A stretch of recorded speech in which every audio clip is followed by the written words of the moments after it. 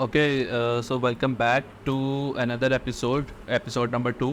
तो last episode के अंदर हमने ये देखा था कि किस तरह से रिएक्ट नेटिव से एंड्रॉयड का नेटिव मेथड हम कॉल कर सकते हैं। वन वे ब्रिजिंग हमने की थी, रिएक्ट नेटिव से कोई भी डेटा हमने भेजा था और यहाँ पर हमने प्रिंट करवाया था एंड्रॉयड के अंदर। अब क्वेश्चन ये है कि एंड्रॉयड से अगर हमें कोई डेटा वापस रिएक्ट नेटिव को भेजना हो तो उसके तीन मेथड्स हैं। एक सिंपल आप कॉल बैक भेज दें, जो भी मेथड कॉल हुआ उसका आप कॉल बैक भेज दें। दूसरा ये है आप प्रॉमिस का यूज़ करें। प्रॉमिस क्या होता है, एक तरीके का समझ लें, एक वो हो जाता है, कम्युनिकेशन ब्रिज बन जाता है। जब आप एक एंड्रॉयड का नेटिव मॉड्यूल कॉल करते हैं ना मेथड, तो एक प्रॉमिस का पैरामीटर भी पास करते हैं। एंड्रॉयड के अंदर जब भी थोड़ी देर बाद फ़ौरन कोई काम करने के बाद आप उसी प्रॉमिस को यूज़ करते हुए दो उसके अपने मेथड है, रिजॉल्व और रिजेक्ट। रिजॉल्व करवा देंगे तो वो चीज़ रिएक्ट नेटिव को दोबारा कोई भी ऑब्जेक्ट उसके अंदर हम पास कर सकते हैं।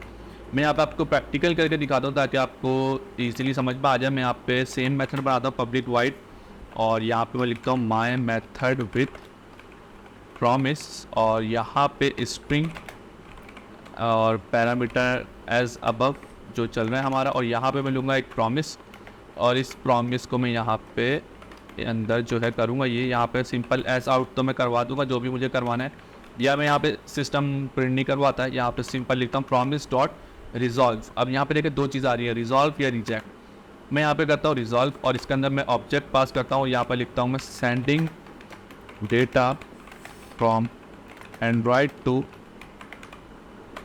रिएक्ट नेटिव, ठीक है। और अब मैं इसको करता हूँ यहाँ पे कंट्रोल से, और अब मैं आता हूँ अपने वी एस कोड के ऊपर। वो यहाँ पे वी एस कोड पे आने के बाद यहाँ पे मैं एक मेथड यहाँ पे पेस्ट करता हूँ, और ये मैंने पेस्ट किया माई मॉड्यूल और माई मेथड विथ प्रॉमिस। और विथ प्रॉमिस के अंदर मेरे पास अब यहाँ पे देन हो रहा है और एक कैच हो रहा है। अगर तो रिज़ल्ट मेरे पास वहाँ से रिजॉल्व में आएगा तो देन के अंदर आएगा, अदरवाइज कैच के अंदर आएगा। अब मैं इसको करता हूँ यहाँ पे कंट्रोल एस, और अब मैं यहाँ पे इसको क्लिक करता हूँ अपने टेक्स्ट को। अब ये देखें मैं जितनी बार टेक्स्ट को क्लिक कर रहा हूँ तो क्या लिखा हुआ आ रहा है, sending data from Android to React native.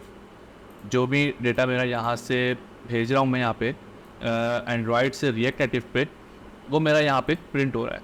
आप समझ लें आपने कोई ऐसा काम करवाना है हार्डवेयर लेवल पे, बैटरी लेवल को चेक करवाना है, बैटरी को, ठीक है, बैटरी कितनी है। तो आप यहाँ से एक मेथड कॉल करेंगे जिस तरह ये वाला है वन वे ब्रिजिंग का, ठीक है, या इस तरह से ये वाला, और यहाँ पर बैटरी हेल्थ उसकी चेक करवाएंगे, जो भी आपको XYZ जो भी काम करना है, और प्रॉमिस के थ्रू यहाँ से आप उसको वापस रिटर्न करेंगे रिएक्ट नेटिव को, यहाँ पे आपके पास डेटा आ जाएगा रिटर्न करके। तो ये अब हमारी होगा टू वे कम्युनिकेशन। हमारे दो ट्यूटोरियल्स के अंदर पहले में वन वे ब्रिजिंग हमने की, दूसरे में हमने टू वे ब्रिजिंग करी के एंड्रॉयड से रिएक्ट नेटिव को भी डेटा भेज दिया।